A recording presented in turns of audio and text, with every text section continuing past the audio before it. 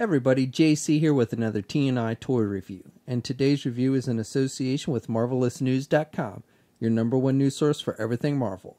And for today's review, we're going to be taking a look at the new Marvel Legends X-Men 6-inch Dazzler figure from Hasbro. Now this figure comes packaged in the same style packaging we see with all the X-Men figures. You've got the black and yellow box. Up at the top you've got the Legends series logo. The figure's clearly displayed. Down below you've got the X-Men logo and the name of the character. On the side of the packaging you have some artwork for the character. And then on the back you have an image of the figure, a brief bio in multiple languages, and then down below a look at all the figures in the wave that you need to get in order to complete the Warlock Build-A-Figure. Alright, let's get this open and take a look at what's inside. Okay, so here's a look at the figure outside of the packaging along with the other contents. Now, first of all, let me just say a big thanks to the folks at Hasbro for sending me this figure so I could review it for you guys. Now, first of all, this figure comes with the left arm for the Warlock Build-A-Figure. I will be taking a look at Warlock in his own review once I've looked at all the figures in this wave, so be sure to check back for that. So first of all, we get one of these energy effects that we've seen many times in this line. I think we first saw it with the Scarlet Witch figure. Now this one is done in a rainbow type color pattern to mimic her powers, which is the ability to turn sound vibrations into light energy. So you get some pink, green, yellow, even a little blue on there. So I like this one. It's, you know, again, we've seen this effect piece with many figures, but I like this rainbow color that they used for this figure. Now you can clip this effect onto either arm, but it's primarily made for the left arm. You've got the hand that's made, looks like it's shooting out the light ability, and so they've only given you one of these effect pieces with this particular figure. With the right arm, she's got the grip, and that's for holding the microphone that she came with. So Dazzler was originally created to be a disco singer, and so you've got the microphone, and that's why she's in this kind of get-up and everything, because she was created as a 70s disco singer. And the microphone is pretty small, but she holds it pretty good in the right hand. It's done with a metallic silver, not a whole lot of detail on the microphone, but enough that you can tell what it's supposed to be. And then finally, I don't know if you want to call this an accessory, but she has this disco ball necklace that you could remove if you pop the head off. It's attached to the figure when you take it out of the packaging, but technically you could remove it. And it's done with a metallic silver, and you've got some sculpting detail on the ball of the, and again, that's supposed to be a disco ball. And just to give you a little more background on the Dazzler character, she's actually a very unique type character because originally she wasn't meant to be just a normal comic book superhero.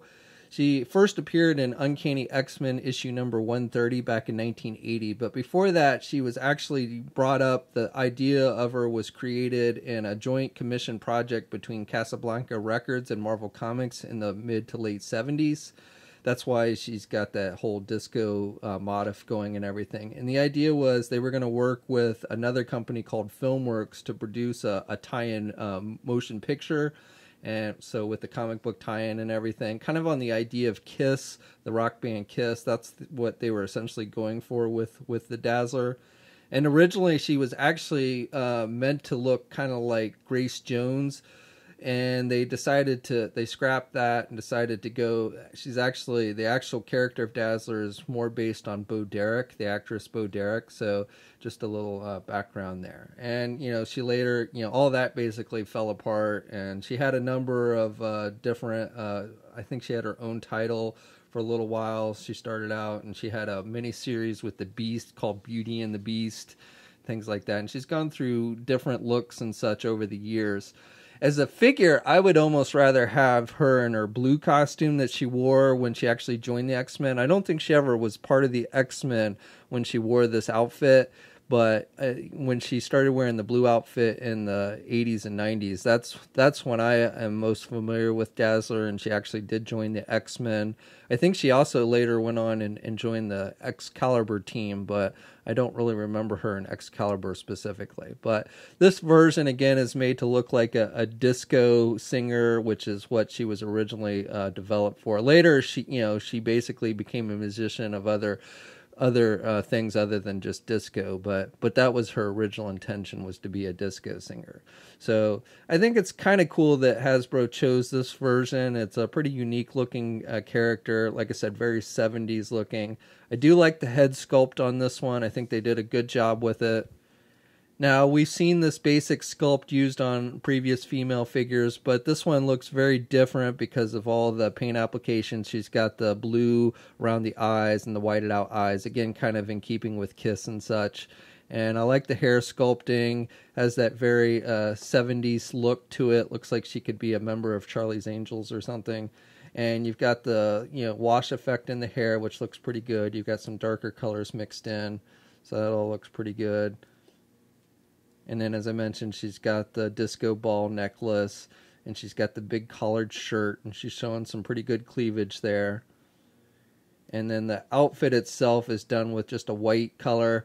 Now, I do want to note on the figure, there's a little bit of difference of shading of white on the upper leg here, and then the mid and lower legs. It's a little bit darker, and so when you get it in the light, it's definitely kind of noticeable.